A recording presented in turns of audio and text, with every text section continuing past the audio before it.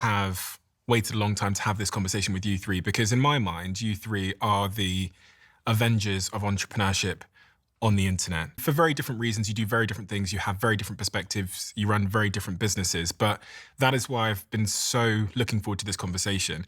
Before we get into some of the technical stuff and really specific topics, I wanted to start with a more broad question. You're all entrepreneurs, you all speak to and educate millions of entrepreneurs on your own channels in your own rights. And the question I wanted to start with is, from a psychology perspective and a mindset perspective, what does it take to be an entrepreneur? And can anyone listening to this right now become an entrepreneur, a successful entrepreneur? I'm going to throw that question across the table straight away first, to can anyone Alex. become an entrepreneur?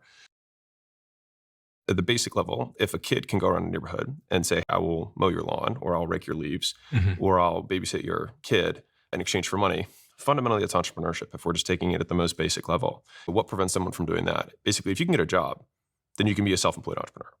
So I would say that is like my baseline number one. From a behaviors perspective, then I want to learn about the game of entrepreneurship. And then there, it's basically a lifelong journey of how much leverage can I apply to this at all pieces of the business. Because even going around knocking on a door and saying, can I be a babysitter? You have all levels of business, all functions of the business still exist there. They're just done a lot of times simultaneously and at very low leverage. So you have some level of advertising. You went up, you knocked on a door. You have some sort of presentation that you give in exchange for money. They agree. Great, we have a selling component to it. Then we have some sort of delivery that's going to happen, which is like I might show up with my human body and then take care of this other human body and make sure they don't die, right? And probably have a couple other things that I might clean the house while I'm here as a little value add. And then fundamentally, it's like that's a complete cycle of exchange. And then maybe they leave a review because you start to have a website, but that starts to create leverage, and then you expand from there. But I think fundamentally at the most basic level, that is entrepreneurship, and then everything else is just more. Cody. You can be an entrepreneur if you're willing to tolerate pain. I think being an entrepreneur is largely a byproduct of three things. One being how much pain can you tolerate, two being consistently, and three being can you take the consistent pain that you have and find a way to decrease it, which just means can you learn from the things that you've gone through as an entrepreneur.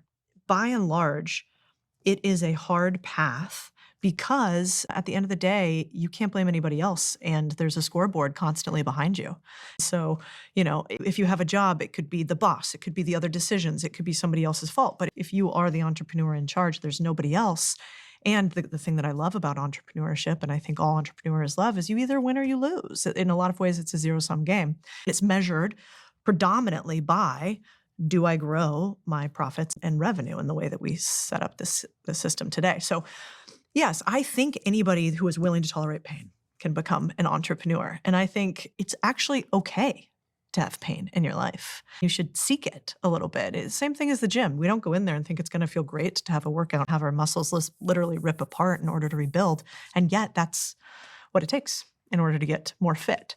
And I think part of the game of entrepreneurship is just like, can we increase pain tolerance over time consistently? And once you do that, then the things that used to be hard today, you'll look back on and you'll sort of chuckle because they will not be hard any longer. So there's various types of pain in my life that I'm not willing to tolerate. And there's other types of pain that I've volunteered to choose over long periods of time. So I'm trying to understand, and this is just like a question to all of you, we'll get into Daniel straight after. How do I know what pain is worth tolerating over a long period of time? Because some pain is not good pain. Some pain is not worth it. How do I know what pain is worth it?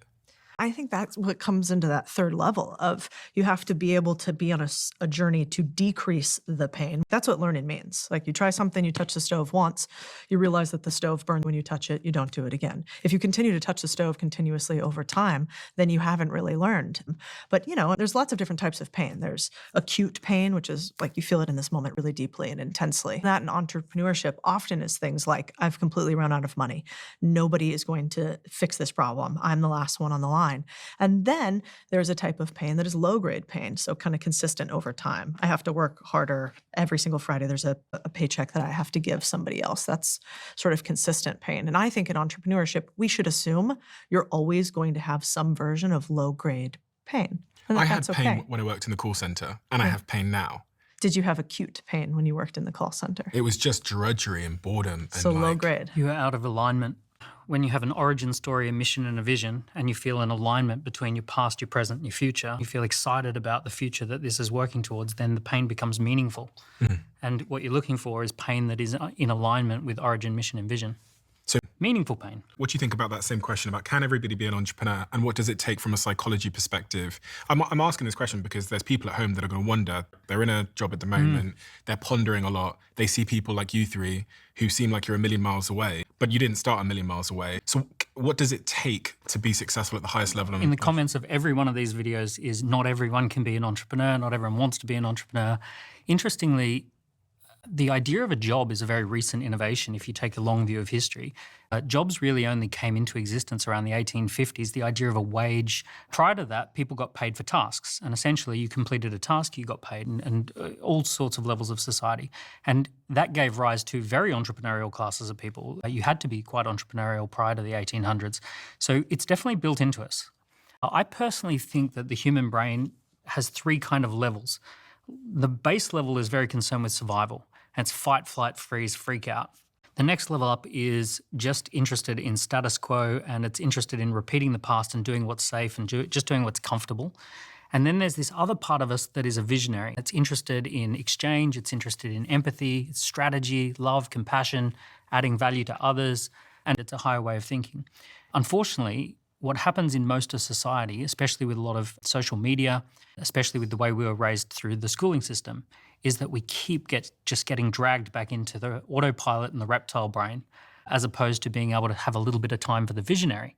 And it's that visionary mind that makes you feel very entrepreneurial.